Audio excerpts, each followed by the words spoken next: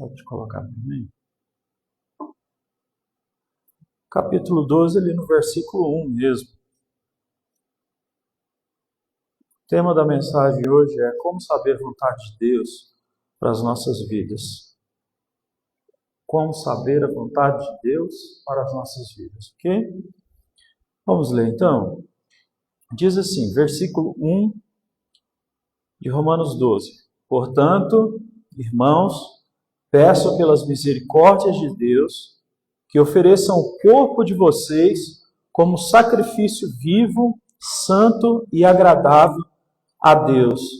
Este é o culto racional de vocês.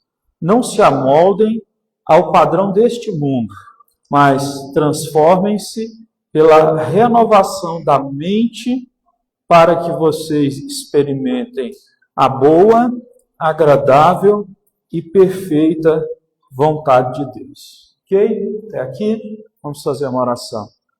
Senhor, nós pedimos perdão pelos nossos pecados, reconhecemos, ó Deus, que temos muitas coisas a melhorar.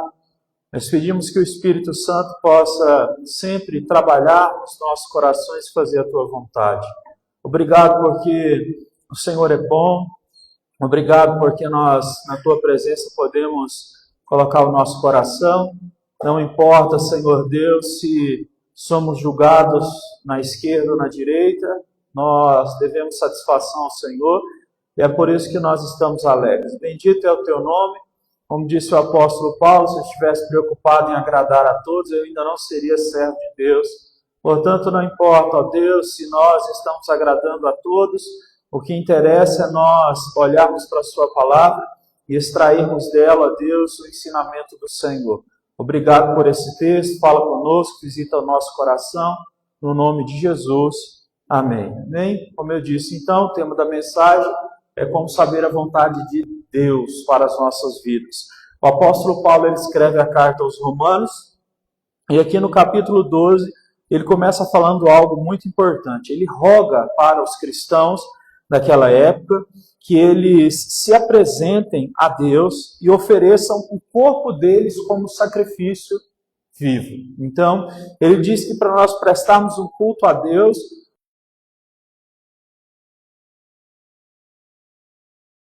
humanos, que quando vocês ainda não creram, não tinham crido em Deus, vocês usavam o corpo de vocês como instrumentos do pecado, instrumentos para agir para o pecado.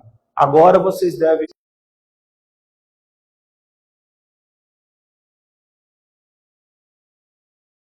O verso 2, onde ele diz: não se amoldem ao padrão desse mundo, mas transformem a vossa mente pela renovação dela.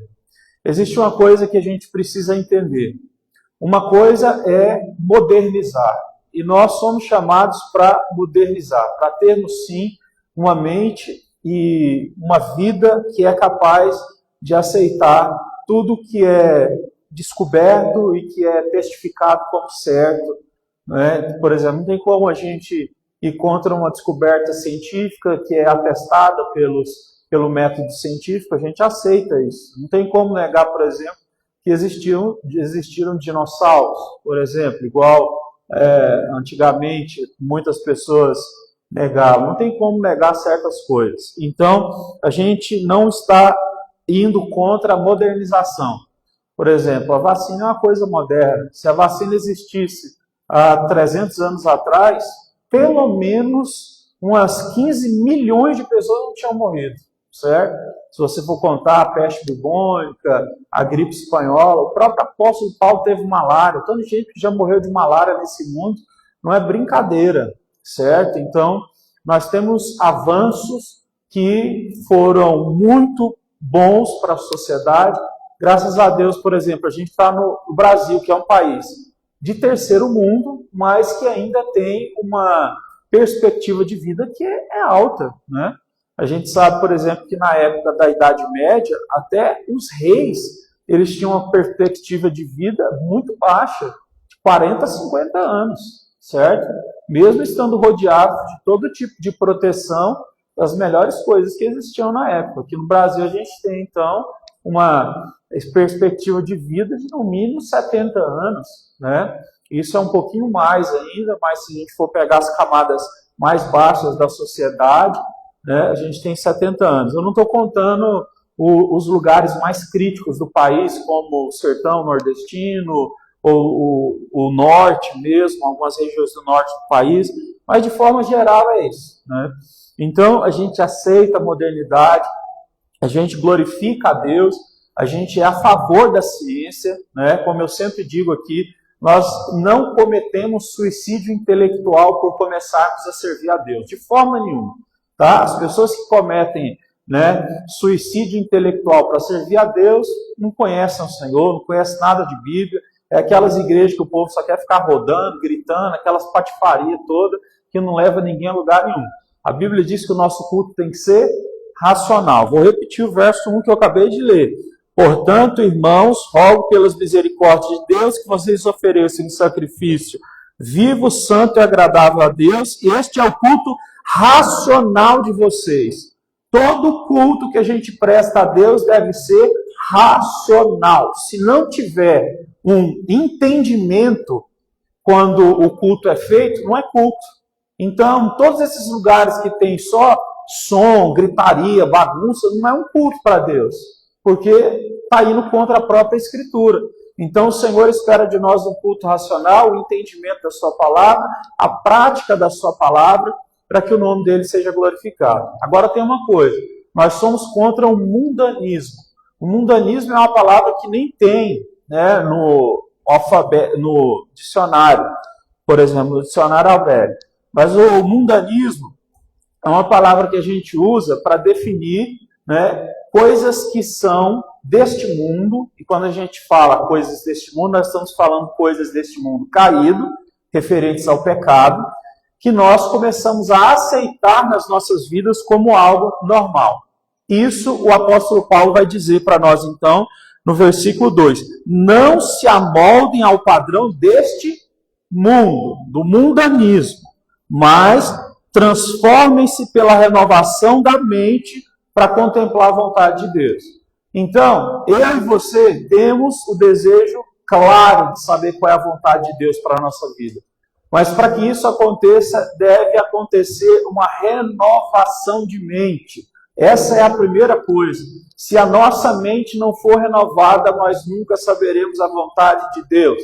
Pessoas, então, que vão em igreja simplesmente para descobrir o que é que Deus quer falar comigo, mas não estão dispostas a se aproximarem de Jesus para terem a sua mente santificada segundo os seus princípios, essas pessoas não vão descobrir nada a respeito do que Deus quer para elas, né? Vou usar alguns exemplos. Josué capítulo 3, verso 5, antes deles enfrentarem uma batalha, o Senhor disse para Josué, diga ao povo, santificai-vos, porque amanhã eu farei milagre entre vocês. A palavra santificai-vos, usada, por exemplo, pelo apóstolo Pedro, em 1 Pedro capítulo 1, versículo 14 e 15, quer dizer separação.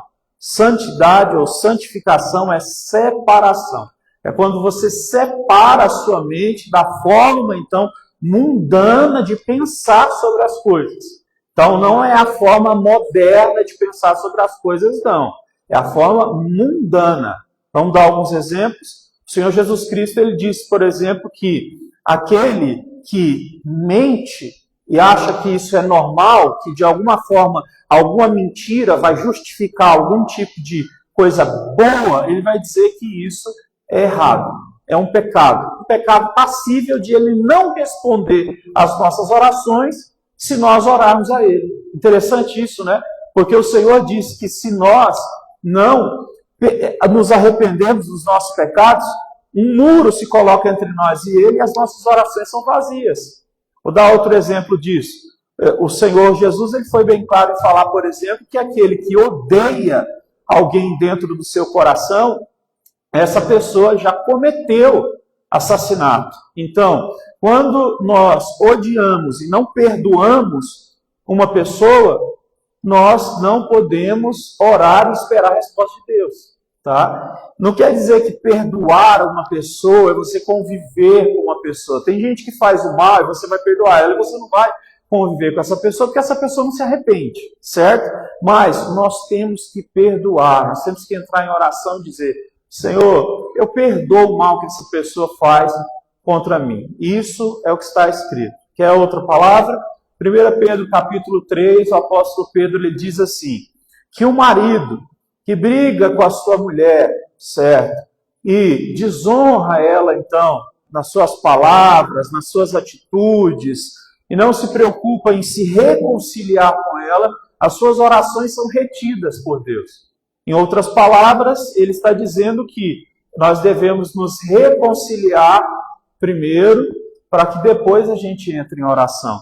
O próprio Senhor Jesus, ele vai dizer que, vamos lá em Salomão, capítulo 5 de Eclesiastes, ele diz que se a gente for oferecer a Deus algum sacrifício, que primeiro a gente peça perdão pelas coisas que nós erramos antes de oferecer o sacrifício.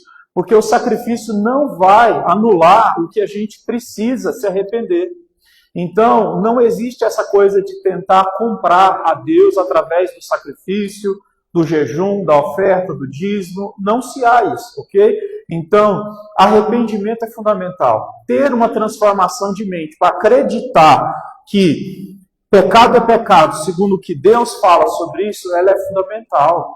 Porque a gente não vai descobrir a vontade de Deus enquanto nós não aceitarmos o que Ele disse que é certo ou errado. Então, deve haver uma transformação na nossa forma de pensar para que a gente contemple a vontade de Deus na nossa vida, que é o quê?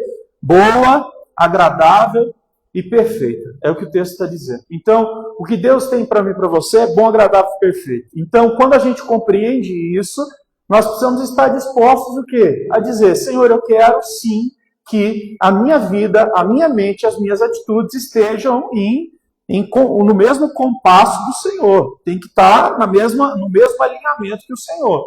Quando a gente entende isso, a gente ora facilmente dizendo assim, Senhor, seja feita a sua vontade na minha vida. Por quê? Porque a gente entende, a vontade dele é o quê?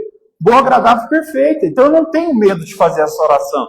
Tem pessoas que às vezes falam para mim, pastor, eu tenho medo de fazer essa oração na minha vida, porque eu tenho medo de, na minha vida sentimental, Deus colocar uma pessoa ruim e não colocar uma pessoa que tem os atributos físicos que eu gosto, que tem o gênio, o caráter que eu gosto, sei lá o que, sei lá o que. Isso não existe. O Senhor Deus, Ele é perfeito em todas as coisas que Ele faz. Nós podemos crer nele, nós podemos então orar como Jesus orou. Pai, se é possível, afasta de mim esse cálice. E nem sempre é fácil cumprir a vontade de Deus. A gente não pode ser também hipócrita, né? O próprio Jesus orou a respeito disso. Mas ele termina a oração dizendo, mas contudo, que seja feita a tua vontade. Porque a vontade de Deus, ela é boa, perfeita e agradável. E tem uma coisa, a vontade de Deus, ela é decretiva, certo? O que significa isso, pastor? A vontade de Deus é um decreto. E esse decreto não pode ser mudado pelas nossas orações. Quando nós oramos, nós não podemos mudar a vontade de Deus. Nós só podemos chamar a vontade de Deus para que ela se concretize aqui na terra. Por isso que na oração do Pai Nosso, o Senhor Jesus nos ensina a orar, dizendo, Senhor, que seja feita a tua vontade, tanto no céu como na terra. Oração não é para que eu mude ou peça as coisas que o meu coração quer, porque às vezes o meu coração ele é enganoso. Na verdade, se nós fôssemos seguir os nossos desejos, nós erraríamos a maioria das vezes. Então eu preciso dizer isso para cada um de nós que estamos aqui. Cuidado com os desejos, porque às vezes a gente acha que os desejos que nós colocamos em oração, Deus vai cumprir porque Ele é bom e me ama. E não é assim que funciona. No Salmo 37 diz que aquele que coloca o seu coração, que confia o seu coração no Senhor, então o Senhor muda a forma dessa pessoa orar e tudo que essa pessoa ora, Deus atende. Jesus vai falar sobre isso também, falei esses dias aqui, no capítulo 15 de João, Jesus disse, aqueles que ouvem a minha palavra, permanecem nela e me obedecem, vão pedir o que quiser e vão ser atendidos. Então, você percebe que existe uma coisa que Deus faz, que é trabalhar nas raízes mais profundas da nossa vida espiritual.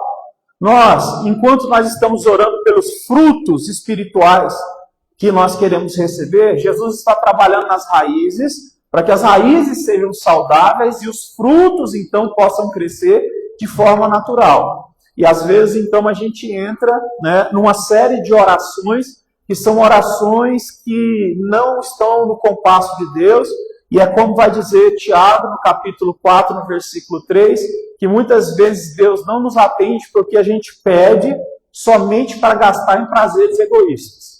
Toda oração minha e sua que só beneficia a nós mesmos, ela é uma oração que não faz sentido. Porque nós somos chamados para cumprir dois mandamentos principais. Primeiro, ame a Deus acima de tudo. E em segundo, ame o próximo como a si mesmo.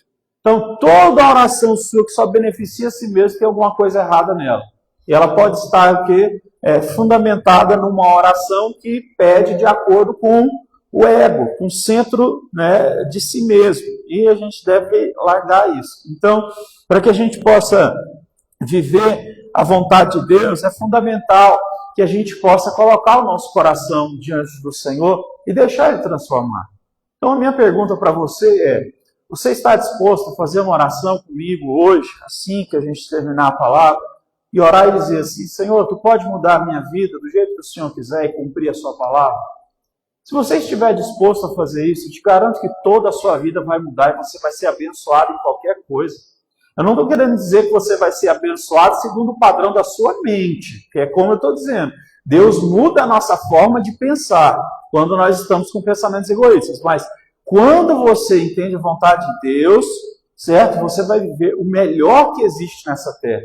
É como Jesus disse: eu te entrego a minha alegria para te dar uma alegria completa. Só Jesus completa a nossa alegria e tira de nós, então, esse senso de falta de contentamento. Só Jesus, por exemplo, é capaz de nos dar uma paz que excede todo entendimento. Nenhuma viagem para nenhum lugar paradisíaco é capaz de nos dar uma paz como Jesus nos dá. Ele mesmo é que diz isso, né? Eis que vos dou a minha paz, e a minha paz não é como o mundo dá. Então, quando a gente se alinha com Cristo, a nossa vida ela é muito abençoada em tudo. Porque o Senhor Deus, de fato, começa a fazer a gente viver de forma leve naquelas coisas que a gente, certo, fica sempre forçando, dando murro em ponta de faca.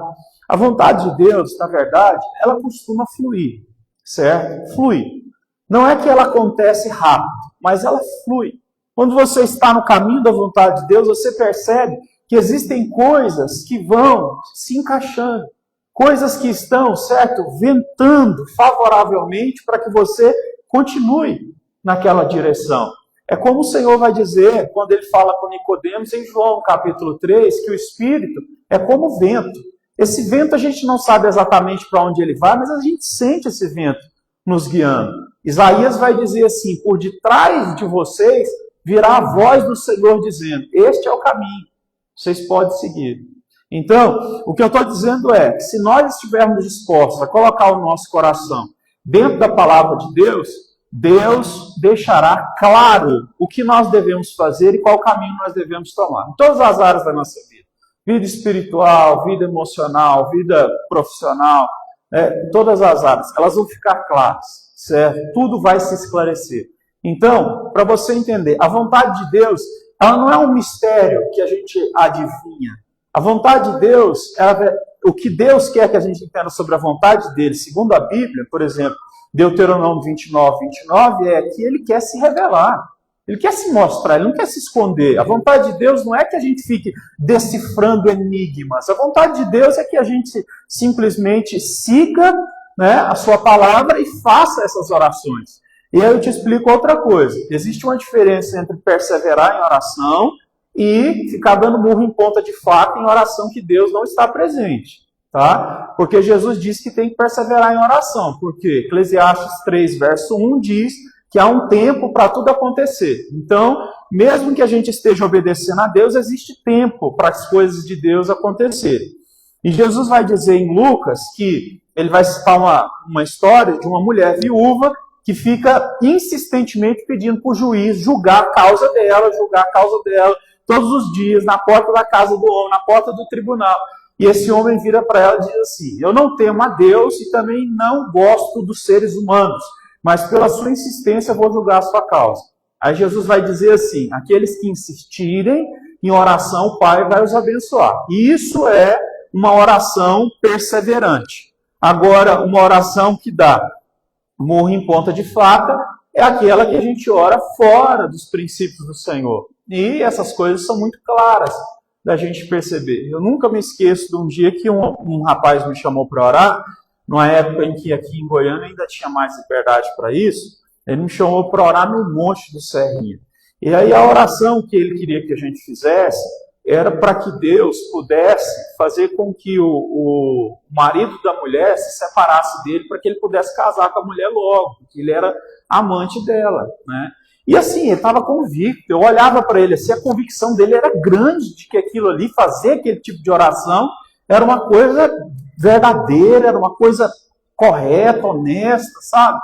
E assim, quando você ora pedindo para Deus destruir uma família, né? É óbvio que isso é uma oração que Deus não atende e é uma oração que é vazia. Então, é isso que a gente precisa entender. Então, quando as pessoas, por exemplo, elas chegam em mim e perguntam, pastor, me ajude, ore por mim, eu quero saber a vontade de Deus para a minha vida. O que o Senhor Deus fala conosco é através da sua palavra. Sempre vai estar dentro da palavra de Deus. Sempre que nós orarmos, a resposta de Deus vai vir segundo a sua palavra. Então, a vontade de Deus nunca vai ir contra as Escrituras, contra a Bíblia. Porque foi Deus que inspirou os profetas, os apóstolos, inspirou a Cristo com relação a esses mandamentos sagrados. E tudo que nós formos contra isso, não é Deus que está falando. Então, assim, existem pessoas que dizem que Deus está falando por meio delas, enquanto elas estão falando coisas que estão na direção contrária às Escrituras. Isso não existe. E eu preciso que você entenda isso. Então, a vontade de Deus, ela é decretiva. Deus decreta as coisas. E aí, você precisa entender uma coisa ainda mais forte, que é Deus, Ele é soberano a ponto de ter escrito a nossa história de uma maneira tão profunda que se a gente ficar tentando entender, a gente até fica louco. A gente nem é chamado para tentar ficar pensando em tudo isso. Mas a palavra de Deus diz que antes da gente nascer, o Senhor Deus escrevia os nossos dias no seu livro. Que a palavra de Deus, que Deus sabe a palavra que vai sair da nossa boca, antes que a gente fale ela. Que Deus sabe a hora que a gente vai sentar, antes que a gente sente, a hora que a gente vai levantar, antes que a gente levante. Que Deus sabe para onde a gente vai fugir, se é para o céu ou para o inferno, Ele sabe. E Ele vai estar em ambos os lugares. Então isso é um atributo de Deus que se chama onipresença. Deus é onipresente, Ele está em todos os lugares, certo? Em todo o tempo da história, por toda a eternidade. Então a nossa vida, ela não é, certo, um deslize, a nossa vida não é um acaso, a nossa vida não é um remendo, tá entendendo? A nossa vida, na verdade, é algo que Deus direciona. É óbvio que a gente viveu e vive várias coisas que às vezes são tropeços, erros. Por quê? Porque o mundo ainda está em pecado.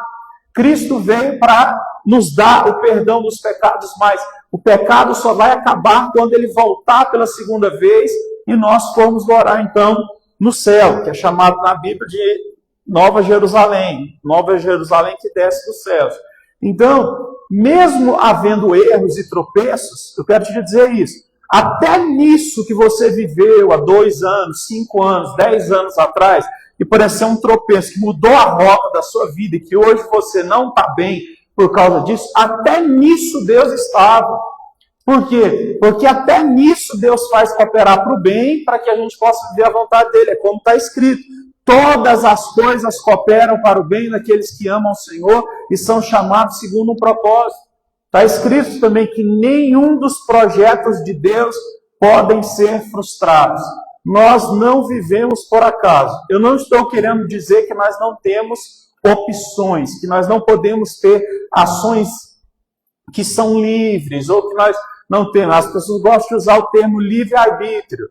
Ok, eu uso o termo livre-agência, porque nós podemos agenciar a nossa vida e escolher, né, o que você vai fazer e tudo mais. É óbvio que isso existe, mas o que eu quero dizer é que por detrás, nos significados mais profundos da vida, certo? Deus já sabia tudo que nós iríamos viver e tudo que nós iríamos fazer. Isso deve nos levar a uma convicção, então, de que nós não estamos vivendo por acaso e de que Deus não vai deixar a gente ficar, certo? Num limbo, no meio do caminho, como se a nossa vida nunca fosse alcançar algo de concreto, algo absoluto. Agora deixa eu falar para você algumas coisas mais relacionadas ao nosso coração, porque muitas pessoas têm essa dificuldade. Como saber se Deus está falando comigo dentro do meu coração? A primeira coisa que você precisa entender é o que eu já citei aqui, que o nosso coração é enganoso. Então é tomar cuidado demais com esse tipo de coisa, certo? É entender, se o seu coração está sentindo algo, a primeira coisa é, vamos ver se isso está na Escritura? Segunda coisa, eu não conheço as Escrituras inteiras. Terceira coisa, eu vou recorrer a alguém que seja uma liderança espiritual que conhece as Escrituras e que vai me mostrar, então, o caminho a respeito disso. Quarto lugar, eu vou orar segundo essa palavra que as Escrituras, então, me dizem. Dessa forma, então, o nosso coração vai começar a andar nessa direção que é a vontade de Deus. Então, o que a gente tem que fazer, em primeiro lugar, com relação a essa questão de saber se Deus está falando dentro do nosso coração? Tiago vai dizer, capítulo 1, verso 5, para todos que têm falta de sabedoria. Isso aqui é para todos nós, que nós temos. Peça a Deus sabedoria e Deus dá de livre vontade. A Bíblia diz que isso é algo que Deus dá de livre vontade a todos que clamam. Sabedoria. E sabedoria não é conhecimento, sabedoria não é discernimento, sabedoria não é inteligência. Sabedoria é algo diferente. Eu conheço um monte de gente inteligente pra caramba, mas que não tem sabedoria nenhuma. Você já percebeu? Você conhece. A própria profecia bíblica diz assim, que nos últimos dias os jovens iriam profetizar e os velhos iam voltar a ter sonhos. O que isso quer dizer? O Espírito Santo ia fazer com que os jovens dessem direção para as pessoas, profetizassem, e os velhos, que a vida está acabando, voltassem a sonhar, voltassem a ter perspectivas a respeito de planos serem concretizados. Isso é maravilhoso, é algo de Deus. Só Deus pode fazer uma coisa como essa. Então, para que isso aconteça, sabedoria. Pedir a Deus sabedoria. Porque Deus nos dando sabedoria, o nosso coração vai começar, então, a interpretar de forma correta os nossos sentimentos. Isso aí é fundamental, hein? Então, o coração sábio começa a ter condições de interpretar, certo, as suas próprias emoções. O autor aos Hebreus, ele diz assim, que pelo exercício da sabedoria, ali ele vai usar a palavra discernimento, nós vamos conseguir, então, separar o bem do mal. Isso é fundamental. Então, quando a gente exerce essa sabedoria todos os dias, olhando para o nosso coração, esse pensamento meu aqui, ele não provém do Senhor. Ele provém de mim, ou ele provém do maligno, ou o que quer que seja. Agora, esse pensamento aqui, essa ideia aqui, é algo que pode ser do Senhor. Vou colocar em oração. Então, isso é fundamental. O coração que exerce isso todos os dias, você colocar a sua vida diante de Deus, é por isso que a gente fala da importância do devocional. Você acordar, fazer um devocional, ler uma palavra bíblica, orar ao Senhor e dizer, Deus, esse dia é para ti, me guia, segundo a sua vontade. Isso é fundamental, porque o Senhor ele vai te direcionar. Se de alguma forma você estiver indo para um lado que não é o certo, o próprio Deus ele vai te movimentando para o lado certo. Fundamental. Então, sabedoria. Segunda coisa, 1 Tessalonicenses 4:3 diz, a vontade de Deus é essa, a vossa santificação, como eu disse. Então, a nossa separação. O que é devocional? Gente, devocional é o que Jesus disse. Jesus disse que o que a gente deve fazer não é ficar rezando Ave Maria nem Pai Nosso. A Bíblia diz que a gente não deve ficar orando com vãs repetições. A gente deve fazer orações de coração. É o que está escrito. Você tem que usar as suas palavras, certo? Segundo o que está no seu coração. Você ora assim. Foi Jesus que disse. Quer que eu leia para você não ficar com dúvida se é eu que estou inventando? Vai lá em Mateus, por favor, capítulo 6, quando Jesus ensina o Pai Nosso. Olha o que ele vai dizer. Capítulo 6, versículo 5. Não é palavra do profeta, não é palavra de Jesus. Você pode pegar qualquer Bíblia, em qualquer lugar e perguntar se está certo ou não. Olha o que está escrito, verso 5. E quando vocês orarem, não sejam como os hipócritas, Eles gostam de ficar orando em pé nas sinagogas e nas esquinas, a fim de serem vistos pelos outros. Eu lhes asseguro que eles já receberam a sua recompensa. Mas, quando você orar, vá para o teu quarto, feche a porta e ore ao seu pai que está em secreto. Então o seu pai que vê em secreto o recompensará. Presta atenção no verso 7. E quando orarem, não fiquem sempre repetindo a mesma coisa, como fazem os pagãos. Eles pensam que por muito falarem serão ouvidos. Não sejam iguais a eles, porque o seu Pai sabe o que vocês precisam antes mesmo de vocês pedirem. Vocês orem assim. A oração do Pai Nosso é um modelo, não é algo para a gente ficar repetindo. Então a oração do Pai Nosso como modelo é: Pai Nosso que está no céu. Primeira coisa, eu entendo que eu tenho um Pai que está no céu. Santificado seja o teu nome, que o nome de Deus esteja acima de qualquer outra coisa. Venha a nós o vosso reino e seja feita a tua vontade. Que a vontade de Deus prevaleça sobre a vontade de qualquer ser humano. Dá-nos hoje o pão de cada dia. Porque se Deus não nos capacitar, a gente não consegue buscar o pão trabalhando. Perdoa as nossas dívidas, assim como nós temos que perdoar os nossos devedores. E como eu falei, todos os dias a gente tem que orar pedindo a Deus perdão e pedindo a Deus ajuda para a gente perdoar quem está fazendo mal contra nós.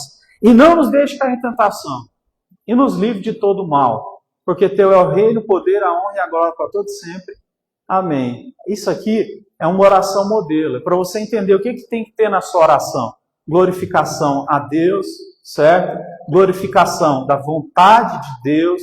O pedido de Deus para que você tenha graça de ter uma vida em paz e abençoada, que é o pão de cada dia.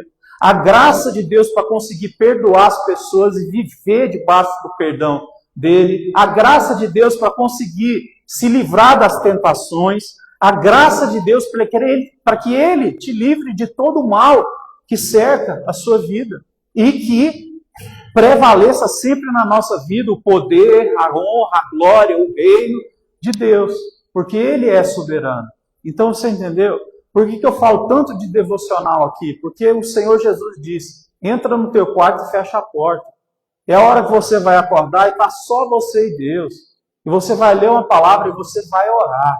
E esse Pai que está no céu, ele ouve, está escrito o quê? Ele te ouve em secreto. E ele te recompensa em secreto. É a mesma coisa que o Senhor fala para aquelas pessoas que ajudam os outros, né? Como está escrito aqui no capítulo 6. Quando você ajudar alguém com a mão direita, que nem a sua mão esquerda fique sabendo. Faz isso só diante de Deus, que a sua recompensa vai vir dele. Isso aqui é maravilhoso. Olha aí, capítulo 6 aí de Mateus, verso 1. Tenha o cuidado de não praticar as suas obras de justiça diante dos outros para serem vistos por eles. Se fizerem isso, vocês não terão nenhuma recompensa do Pai Celestial. Portanto, quando você der esmola, não anuncie isso com trombetas, como fazem os hipócritas nas sinagogas e nas ruas, a fim de serem honrados pelos outros. Eu garanto que eles já receberam a sua recompensa. Mas quando você der esmolas, que a sua mão esquerda não saiba o que está fazendo a direita, de forma que você preste a sua ajuda em segredo, e o seu Pai, que vê o que é feito em segredo, te recompensa. Isso aqui é maravilhoso. Receber uma recompensa de Deus, porque a gente está fazendo para Ele, sem holofote, sem foto no Instagram, sem nada disso, é maravilhoso. Está entendendo? O princípio de Deus é esse. Então, você quer saber qual a vontade de Deus quando você sente isso dentro do seu coração? Tem que ser uma coisa que você põe Deus em primeiro lugar.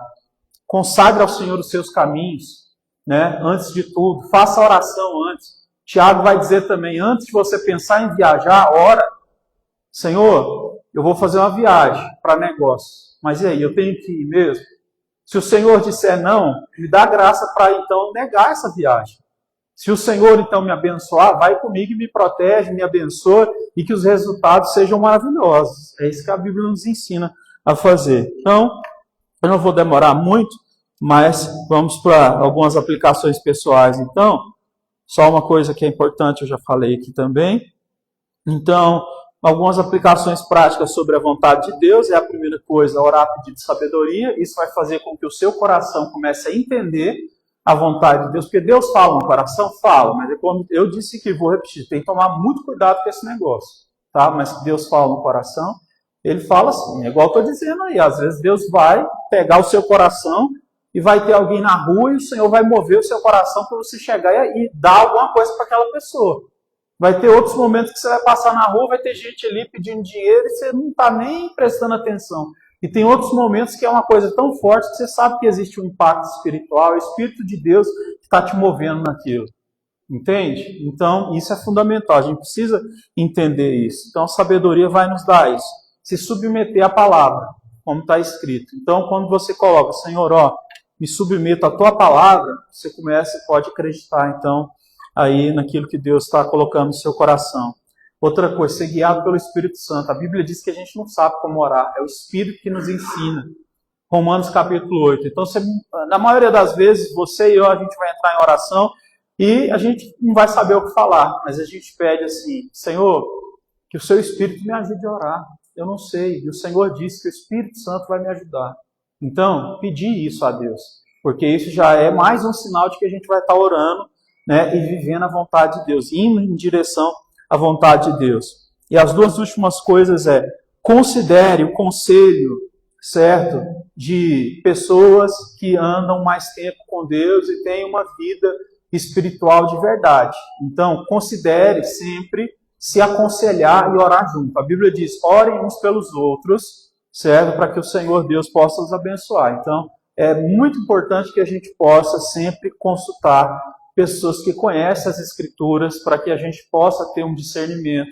Porque quando a gente tem que tomar alguma decisão, geralmente vem um turbulhão de emoções e pensamentos. Então, quando você conversa com alguém, e essa pessoa vai te instruir segundo a palavra, isso vai dar muitas aberturas para a sua mente e o seu coração viver a vontade de Deus. E por último, aceite a providência de Deus. Deus, ele é o provisor. A gente fala isso, né, que o homem tem que levar a provisão para dentro de casa. Né? O homem tem que trabalhar e prover o seu lar. Cuidar dos seus filhos, se é casado, cuidar da sua esposa e tudo mais.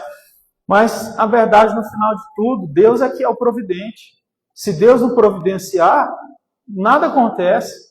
Não tem dinheiro que sai, não tem dinheiro que está travado que sai, não tem pagamento que vem, sabe? Não tem coisa que desenrola, que anda. Então, Deus é o que provém. Então, é orar. Senhor, Tu és o meu Pai. Traz providência. É o que eu te peço. Isso a gente tem que pedir. Conforme está escrito em Apocalipse capítulo 3, no verso 7, que é Deus que abre porta e é Deus que fecha a porta. Então, a gente pode orar dessa forma ao Senhor. Então, a gente conclui que a vontade de Deus, ela não é um enigma que deve ser decifrado, como eu já citei, mas é um caminho a ser obedecido. Quando o cristão busca, em primeiro lugar, essa santificação da mente, as suas decisões práticas começam a se alinhar naturalmente com a vontade de Deus.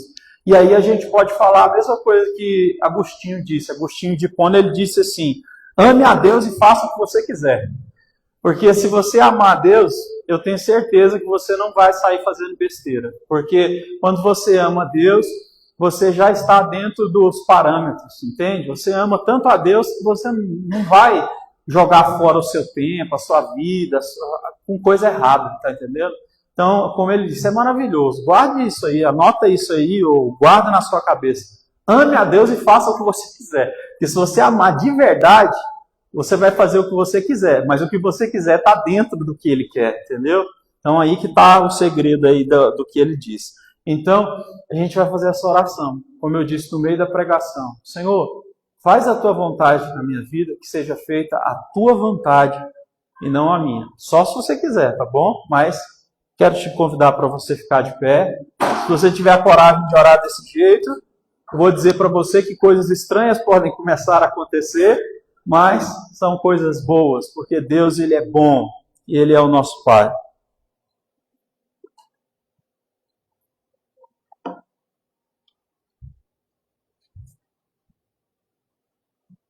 Eu vou fazer uma oração, vou dar 1 minuto depois para você orar, se você quiser, da forma que eu disse, seja feita a tua vontade.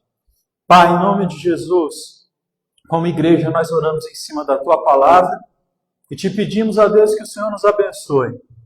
Nessa hora a gente entende que o culto é racional. Nesse momento agora não precisa de emoção, não precisa de música, de nada. Precisa só de uma coisa: querer fazer a vontade de Deus. Se a gente quer isso, a gente vai pedir o que a gente ouviu aqui nessa noite: sabedoria, transformação da mente. A gente vai alinhar a nossa vida com a do Senhor. E a gente vai entender o que Agostinho disse: ame a Deus, faça o que quiser. A gente vai entender que buscar o reino de Deus e a sua justiça em primeiro lugar é fundamental. E as demais coisas Ele vai acrescentar. Então a gente não vai precisar ficar com a nossa cabeça tornando. A gente não vai precisar ficar morrendo de estresse, de ansiedade por causa de dinheiro. A gente vai poder seguir a nossa vida em paz, com a paz que excede todo entendimento, como está escrito na sua palavra. Mas para isso a gente tem que abrir mão da nossa vontade, do nosso querer, e botar na mão do Senhor. Por isso, Senhor, eu faço essa oração e depois deixo os meus irmãos cada um orarem conforme o que quiserem. Mas eu te peço, Senhor, seja feita a tua vontade na minha vida, aqui na terra, como já foi feito no céu. Pai, alinha os meus pensamentos com os teus. Me faz viver, ó Deus, o querer do Senhor. Eu quero viver a tua vontade, que é boa, perfeita e agradável. Eu não quero ficar dando murro em ponta de faca. Eu quero que o Senhor cumpra em mim tudo que o Senhor já prometeu na tua vontade decretiva de antemão. Eu quero que o Senhor cumpra em mim tudo que o Senhor já decretou antes mesmo de eu pensar o que eu iria fazer na minha vida. Foi o Senhor que me chamou. Se eu estou aqui hoje, foi porque o Senhor me trouxe. Se alguém está aqui hoje, foi o Senhor quem trouxe. Nada na nossa vida, Senhor Deus, acontece por acaso. Nós vivemos cristocidência e não acidentes, coincidências. Não. Jesus está por detrás de tudo. Ele é onipresente, onisciente, onipotente. Ele é soberano, Ele é imutável. Ele é um Deus eterno. Não foi criado por ninguém, mas criou todas as coisas. Eterno é o Senhor. O Alfa e o Ômega, o princípio e o fim. Aquele que tem as chaves da vida e da morte na sua mão. Por isso a gente não precisa temer a morte. Aquele que cuida de nós. Aquele que, na verdade, colocou o diabo numa coleira e não deixa com que o diabo vá em lugar nenhum, a não ser que o Senhor queira por algum propósito que só o Senhor sabe. Nós sabemos de uma coisa: a nossa vida está nas mãos do Senhor. E nada vai acontecer conosco se o Senhor não disser que vai. Portanto, o nosso pedido é: seja feita a tua vontade. Ora ao Senhor, você do jeito que você quiser, por 1 minuto. Depois a gente canta Jesus. Pode orar em voz baixa, orar só dentro da sua cabeça, do jeito que você quiser.